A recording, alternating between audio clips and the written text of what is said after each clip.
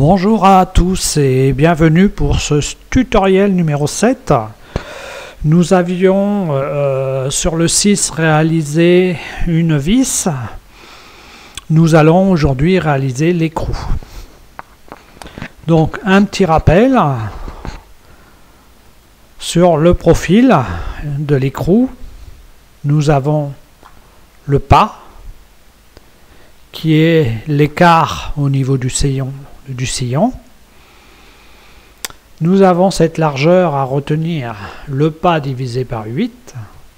On remarque qu'au niveau de la vis, ici c'est plat et qu'il y a un petit arrondi au niveau de l'écrou. Donc on va le réaliser comme ça. Alors nous avons travaillé sur une visserie de diamètre 8, donc nous allons toujours travailler sur un écrou de diamètre 8. Alors le pas 1,25 et le diamètre intérieur du sillon 6,466 mm. Donc un 25 mm, 6,466 mm. Rappelez-vous, donc le pas, l'angle 60 degrés, voilà, l'écrou. L'écrou est défini par une hauteur et une distance K qui correspond en millimètres à la clé que vous allez prendre pour dévisser la visserie. Donc ça, on avait aussi parlé de petits acères métalliques pour être insérés par force pour des filetage inférieur à 8 mm. J'ai commencé à 8 mm parce que ça passe sur le PLA. Inférieur, ça devient difficile. Donc, par exemple, si vous prenez un M3, donc 3 mm, vous percez votre pièce avec du 4 mm et vous pourrez y insérer cet insert. La longueur de l'insert est de 478 mm et comme c'est du trou débouchant, sur votre pièce, en fonction de la visserie, vous adaptez la profondeur de votre trou. Voilà, c'était un petit rappel. Donc, nous aujourd'hui, l'écrou. Donc,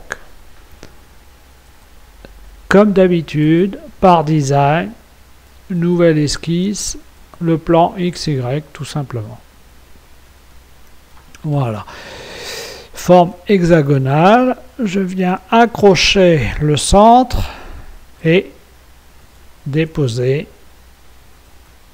ma forme hexagonale.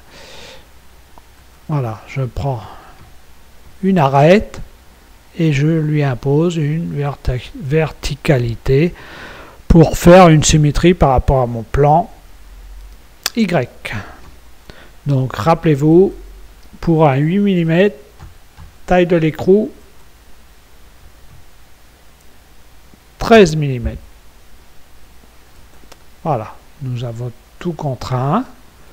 Nous sortons et nous allons créer une protrusion de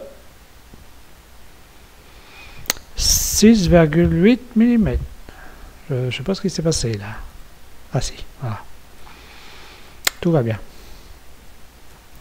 Donc je lui prends sa face, nouvelle esquisse, et je vais réaliser le trou dans la pièce.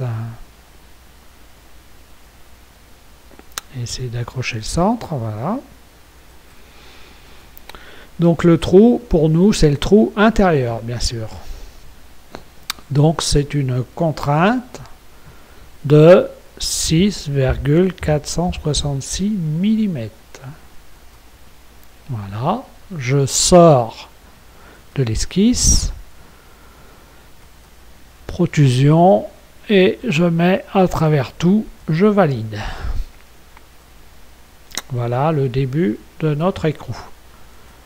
Donc, je vais faire nouveau body. Je me mets dans Part. J'utilise l'outil création primitive de géométrie paramétrée. Je vais chercher, comme d'habitude, mon hélice. Alors, moi, mon pas est de 1,25, rappelez-vous, 1,25. La hauteur, donc, nous, elle est de 6,8. Je vais la mettre à 10 mm pour qu'elle soit sortante des deux côtés. Voilà. Le rayon, alors attention, ce n'est pas le diamètre, c'est le rayon. Le rayon, naturellement, c'est 4. Et je déphase de 90, je lui fais faire une rotation de 90 pour le mettre sur l'axe Z. Voilà, créer, fermer. Donc, on va dans le placement. Tout d'abord, rappelez-vous, faire un petit déphasage de 90 degrés. On l'a vu tourner. Et je vais le déplacer de 2 mm pour l'avoir dessus-dessous. 2 mm, c'est parfait. Donc, OK.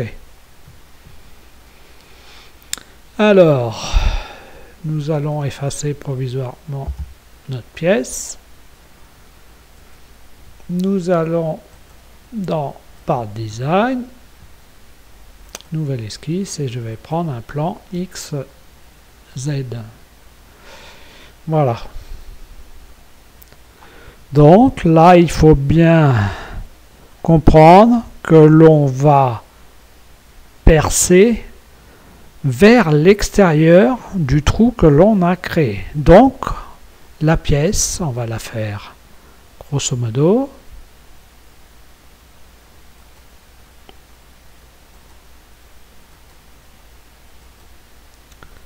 Voilà. Notre pièce, elle devra creuser. Donc, ah, est-ce que je me suis pas trompé là? Non, non, non, c'est bien ça. On creuse vers l'extérieur. Fini par avoir des doutes. Donc, contrainte d'égalité. Un angle de 60.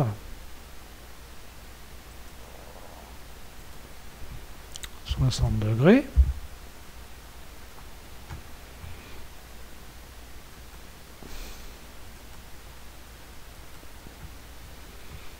Une symétrie par rapport à l'axe X, oui, X, et une longueur «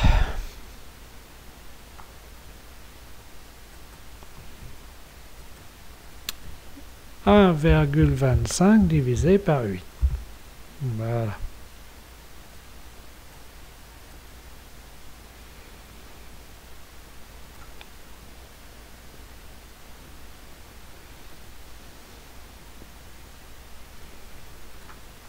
Donc là, c'est facile à côté. Par rapport à l'axe, on veut 4 mm. Voilà.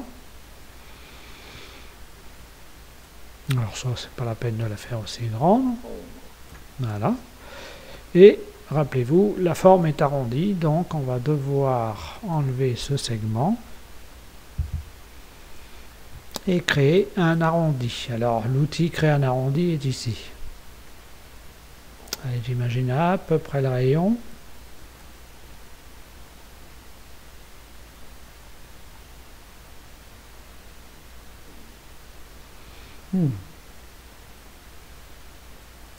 Là.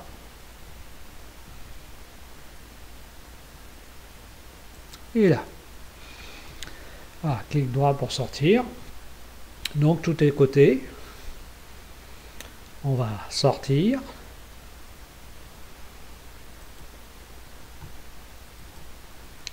Je vais l'appeler, renommer profil.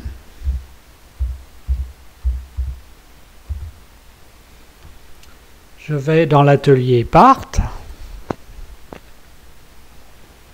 et un balayage le long du chemin. Je choisis mon profil. Voilà, mon profil est sélectionné. Je coche créer le solide et freiner. Chemin, je vais dans modèle, je sélectionne mon hélice comme chemin, je reviens dans tâche et je lui dis fait. J'affiche OK. Donc voilà. Donc on va faire réapparaître notre body. On va prendre notre pocket, appuyer sur CTRL, valider le sweep et appliquer une différence. Voilà. Je vais enlever l'hélice. Je vais supprimer le profil.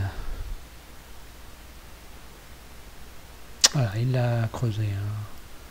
Pas toujours évident de voir, mais voilà, c'est creusé. Maintenant, je vais aller chanfreiner mon écrou. Donc, toujours dans Part Design, nouveau body.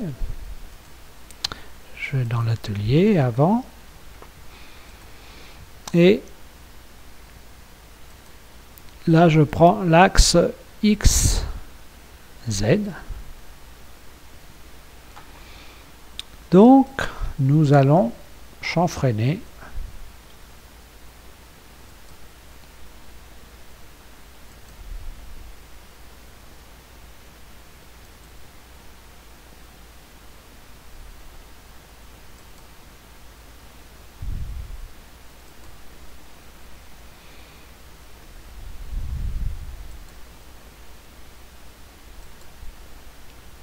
clic droit pour sortir.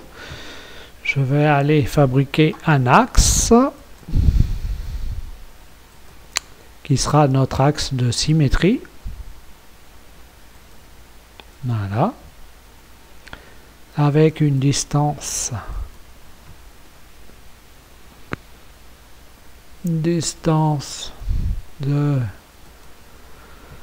C'était 6,8, donc ça fait 3,4. 3,4. Je clique sur cet axe et je lui dis que c'est un axe de construction. Voilà. Donc, ça et ça, avec mon axe, une contrainte de symétrie. Ça et ça, avec mon axe, une contrainte de symétrie. Voilà. Donc, et ça, avec mon axe, une contrainte de symétrie. Une erreur, donc là, mes deux points, mon axe, contrainte de symétrie. Voilà. Donc tout le monde est contraint. La hauteur, les codes, tout ça n'a pas beaucoup d'importance. C'était d'avoir le même angle dessus-dessous. Donc nous allons sortir, créer une révolution, valider. Donc, passer dans Part, dans l'atelier Part, je choisis mon cut, j'appuie sur CTRL, je choisis ma révolution et j'applique une différence. Voilà. Donc mon écrou est bien coté.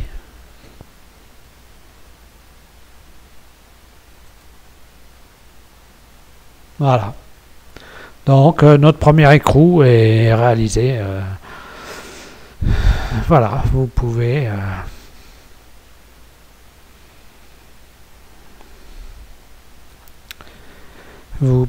vous entraîner à créer des écrous ou fileter des trous. Que ces trous soient horizontalement, verticalement, il suffit de déplacer quand l'hélice, de la faire pivoter. Voilà. Si vous la laissez sans l'angle de 90, elle reste sur l'abscisse X. Donc vous pouvez après la décaler sur Z en hauteur. Donc voilà. Par contre, je voulais vous montrer, il existe un atelier qui fait le travail tout seul, mais il fallait bien comprendre comment réaliser les choses, et il s'appelle Suite Profile. Et si vous ne l'avez pas dans vos menus, vous allez sur Outils, Add-on Manager, et vous allez voir que vous avez plein d'ateliers ici. Donc il suffit de sélectionner le bon, mettre install et fermer. Donc voilà. Donc je pense que c'est intéressant de le mettre parce que ça fait exactement ce dont on vient de faire, mais d'une façon beaucoup plus rapide. C'est un outil assez agréable. Voilà, un petit pouce pour m'encourager, et je vous souhaite une bonne journée. À la prochaine. Merci.